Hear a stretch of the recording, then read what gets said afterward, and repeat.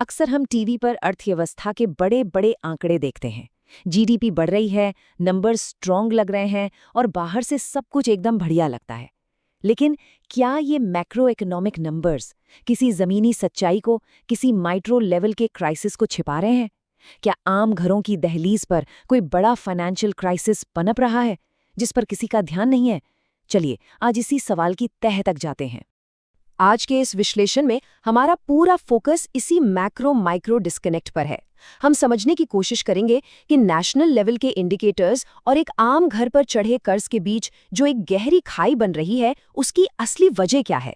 मतलब जो डेटा हमें ऊपर से दिखाया जा रहा है, क्या वो वाकई में हर घर की आर्थिक सेहत की सही तस्वीर है, या फिर कुछ ऐसा है जो हमारी नज़रों से बिल्कुल छूट रहा है। तो इस पूरी सिचुएशन को डिकोड करने के लिए हम इन 5 अहम हिस्सों पर नजर डालेंगे। पहले बात करेंगे अर्थव्यवस्था में दिख रहे शुरुआती तनाव के संकेतों की, फिर ग्लोबल एनर्जी क्राइसिस को समझेंगे, उसके बाद सीधे घरों पर मंडरा रहे कर्ज के संकट को देखेंगे, फिर जानेंगे कि ये हिडन क्राइसिस या चर्निंग आखिर क्या बला है, और एंड में बात करेंगे उन रेगुलेटरी सॉल्यूशंस की जो सिस्टम को पटरी पर ला सकते हैं। शुरुआत करते हैं नंबर 1 से, आर्थिक तनाव के संकेत। आजकल कई एक्सपर्ट्स और इकोनॉमिस्ट्स इस बात पर गहरी बहस कर रहे हैं कि क्या हमारा रीसेंट डेटा किसी अनऑफिशियल मंदी या रिसेशन की तरफ इशारा कर रहा है। भले ही कागजों पर मंदी ना आई हो, लेकिन संकेत कुछ और ही कहानी बयां कर रहे हैं। जरा इस नंबर पर गौर कीजिए, 15%।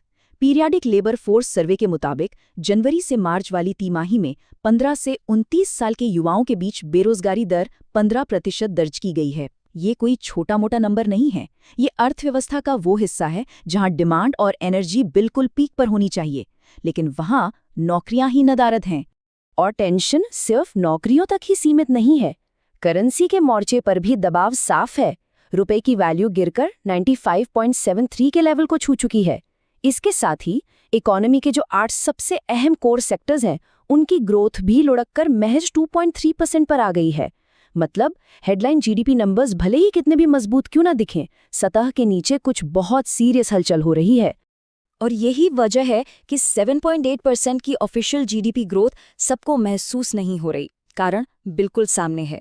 देश की कुल आय का 58% हिस्सा टॉप के सिर्फ 10% लोगों के पास है, जबकि नीचे की आधी आबादी यानी 50% लोगों के पास टोटल इनकम का सिर्फ 15% हिस्सा है। तो जब भी दुनिया में कोई सप्लाई चेन का इश्यू आता है या टेक कंपनियों में ले ऑफ होते हैं, तो इन दोनों वर्गों पर उसका असर बहुत अलग तरीके से पड़ता है। हाई जीडीपी के पीछे जो ये भारी असमानता है, वही इस आर्थिक तनाव की असली वजह है। यहीं से हम अपने दूसरे पॉइंट की तरफ बढ़ते हैं, global energy crisis. Geopolitical conflicts की वजह से पूरी दुनिया में जो एनर्जी क्राइसिस खड़ा हुआ है, उसे हम बिल्कुल इग्नोर नहीं कर सकते। आईएमएफ तक ने वार्निंग दे दी है कि इसके असर से ग्लोबल जीडीपी ग्रोथ घट के 2.5% या शायद 2% तक भी आ सकती है। अब ये देखना बड़ा दिलचस्प है कि अलग-अलग सरकारें इस ग्लोबल क्राइसिस को हैंडल कैसे कर रही हैं। एक तरफ इंडिया में लोगों से अपील की जा रही है कि वो कुकिंग ऑयल का इस्तेमाल कम करें, सोना ना खरीदें और फर्टिलाइजर का यूज़ 25 से 50% तक घटा दें। वहीं दूसरी तरफ अगर हम आस पड़ोस में देखें तो फिलीपींस में सरकार फ्यूल सब्सिडी दे रही है, बांग्लादेश में सरकारी दफ्तरों की बिजली काटी जा रही है और पाकिस्तान में सांसदों की सैलरी और अलाउंस कट किए जा रहे हैं। ये एक बहुत ही न्यूट्रल सी तुलना है, लेकिन ये एक बड़ी डिबेट छेड़ती है कि ऑस्टेरिटी यानी खर्चे कम करने का बोझ आखिर उठाएगा कौन, आम नागरिक या खुद सरकार? और ये हमें एक बहुत ही गहरे सवाल पर सोचने को मजबूर करता है। जब बड़े कॉर्पोरेट्स पर टैक्स लगाने या सरकारी खर्चों में कटौती करने के बजाय आम नागरिकों से उनकी बेसिक ज़रूरतों में कटौती करने को कहा जाए, तो क्या ये हमारी अर्थव्यवस्था की किसी गहरी स्ट्रक्चरल कमजोरी का पर्दाफाश नहीं करता? अब जरा मैक्रो इकोनॉमी के इस बड़े लेंस को हटाकर माइक्रो लेवल पर जूम इन करते हैं, यानी घरेलू कर्ज का संकट। ये जो बड़े बड़े ग्लोबल और नेशनल प्रेशर्स हैं, ये असल में एक आम परिवार के फाइनेंशियल हेल्थ को कैसे डैमेज कर रहे हैं? आइए इसे गहराई से समझते हैं। इस ज़मीनी हकीकत को समझने के लिए हम द्वारा रिसर्च की एक बेहद इम्पॉर्टेंट पॉलिसी ब्रीफ का सहारा लेंगे। ये रिसर्च खास तौर पर माइक्रो फाइनेंस सेक्टर में तेजी से बढ़ रहे क्राइसिस का एकदम कच्चा चिट्ठा खोलकर रख देती है। इन आंकड़ों को देखकर सच में अलार्म बज जाना चाहिए। सिर्फ 1 साल के अंदर, यानी सितंबर 2023 से सितंबर 2024 के बीच नॉन परफॉर्मिंग एसेट्स 0.9% से सीधे जंप करके 1.9% पर पहुंच गए हैं। पोर्टफोलियो एट रिस्क भी लगातार बढ़ रहा है, लेकिन सबसे डराने वाला रेड फ्लैग ये है कि नवंबर 2024 तक करीब 6% उधार लेने वालों ने 4 या उससे ज्यादा जगहों से कर्ज ले रखा था। इमेजिन कीजिए, मल्टीपल लेंडर एक्सपोजर का ये डेटा चीख चीख कर बता रहा है कि लोग ओवर इंडेटेडनेस यानी कर्ज के जाल में कितनी बुरी तरह फंस चुके हैं। और इसी के साथ हम आते हैं अपने चौथे पॉइंट पर, छिपा हुआ संकट और चर्निंग। देखिए, डिफ़ॉल्ट के जो नंबर्स हमें ऊपर ऊपर से दिखते हैं ना, वो सिर्फ आधी सच्चाई हैं। असली तबाही तो उन पेमेंट्स के पीछे मची है जो टाइम पर चुकाए तो जा रहे हैं, लेकिन उनकी कीमत बहुत बहुत भारी है। यहाँ एक टर्म समझना बहुत ज़रूरी है, चर्निंग।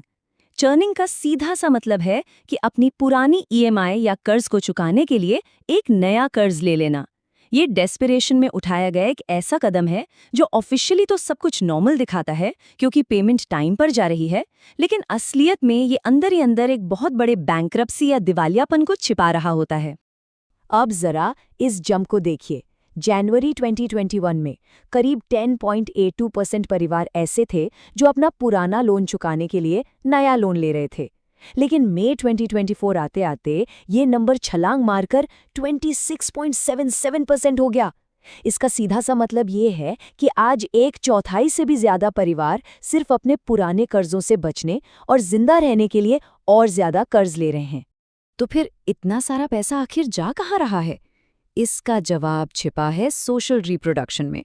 इसका मतलब है कि लोग कोई मशीन या बिजनेस एसेट खरीदने के लिए लोन नहीं ले रहे, बल्कि शादियों, मेहमान नवाजी या सोसाइटी में अपना स्टेटस मेंटेन करने वाली चीज़ों के लिए कर्ज ले रहे हैं। और मार्केट में जिस आक्रामकता से, जिस अग्रेशन से लोन बांटे जा रहे हैं, उसने इस आग में घी का काम किया है।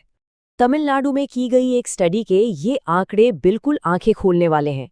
वहाँ 45% कर्ज सिर्फ समारोहों के लिए और लगभग 28.6% सामाजिक दायित्वों को पूरा करने के लिए लिया गया। मार्केट में इजी क्रेडिट की अवेलेबिलिटी ने लोगों में आकांक्षाएं तो बढ़ा दी हैं, लेकिन इसका साइड इफेक्ट ये हुआ है कि परिवार ऐसे खर्चों के लिए कर्ज के दलदल में धंसते जा रहे हैं जिनसे उन्हें 1 रुपए की भी आमदनी नहीं होने वाली।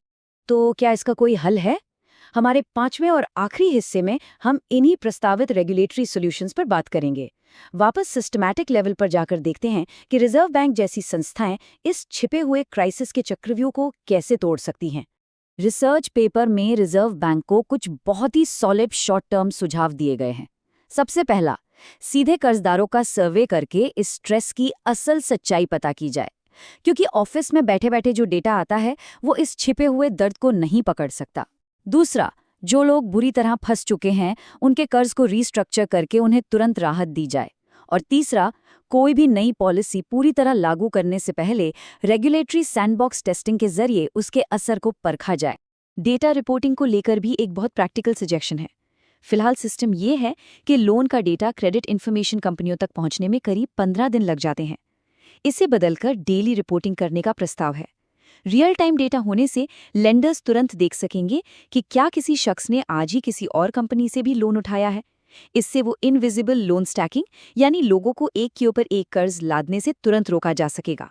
शॉर्ट टर्म के बाद रिजर्व बैंक के लिए कुछ मीडियम टर्म गोल्स सेट करना भी उतना ही जरूरी है, क्योंकि बिना मजबूत और स्ट्रक्चरल बदलावों के क्रेडिट मार्केट का ये पूरा बुलबुला कुछ ही सालों में फिर से वैसा ही बन जाएगा। इन मीडियम टर्म सॉल्यूशंस में कई चीजें शामिल हैं, जैसे टेलीफोन के जरिए लोगों के फाइनेंशियल स्ट्रेस का एडवांस में पता लगाना, और सिर्फ माइक्रो फाइनेंस कंपनियों ही नहीं बल्कि बाकी लेंडर्स के लिए भी अंडरराइटिंग प्रोसेस को एकदम कड़ा करना। इसके अलावा सेल्फ रेगुलेटरी संस्थाओं के जरिए सरप्राइज ऑडिट्स करना, और एक सबसे बेहतरीन सुझाव है माइक्रो फाइनेंस स्टाफ के लिए एक एनोनिमस विसल ब्लोअर प्लेटफॉर्म बनाना। अगर कोई कंपनी अपने स्टाफ पर दबाव डालती है कि वो क्लाइंट की इनकम को बढ़ाकर दिखाए ताकि उसे और ज्यादा लोन चिपकाया जा सके, तो स्टाफ बिना अपनी पहचान बताए इस प्लेटफॉर्म पर उसकी शिकायत कर सकेगा। इस रिसर्च का ये कोट पूरी सिचुएशन को बहुत ही सटीक तरीके से समराइज करता है। हालांकि नियम अति ऋणग्रस्तता के एक और दौर को पैदा होने से नहीं रोक सकते, लेकिन वे चक्र के आयाम को कम कर सकते हैं और इस तरह नकारात्मक परिणामों को सीमित कर सकते हैं। कहने का सीधा सा मतलब है कि रेगुलेशन कोई जादू की छड़ी नहीं है जो क्रेडिट मार्केट के स्वाभाविक उतार चढ़ाव को बिल्कुल खत्म कर दे, लेकिन ये एक शॉक एब्जॉर्बर की तरह जरूर काम कर सकता है जो क्राइसिस की गहराई को कम कर दे और लाखों परिवारों को तबाह होने से बचा ले। तो इस पूरे विश्लेषण के बाद हमें एक बहुत ही क्रिटिकल सवाल पर सोचना होगा। आज हमारी इकोनॉमी में एक तरफ आम लोगों से कहा जा रहा है कि वो अपना उपभोग कम करें, त्याग करें, वहीं दूसरी तरफ माइक्रो फाइनेंस सेक्टर में कर्ज के रीस्ट्रक्चरिंग की बातें चल रही हैं। क्या हमारी नीतियां सिर्फ इस आर्थिक संकट के बाहरी लक्षणों यानी सिम्टम्स का इलाज कर रही हैं, या फिर हम उस असल बीमारी को जड़ से खत्म करने के लिए तैयार हैं जिसने हमारी अर्थव्यवस्था की बुनियाद को अंदर से इतना कमजोर कर दिया है? ये वो सवाल है जिस पर हमें और पॉलिसी मेकर्स दोनों को गंभीरता से सोचना होगा। आज के इस विश्लेषण में बस इतना ही। जुड़ने के लिए बहुत बहुत शुक्रिया।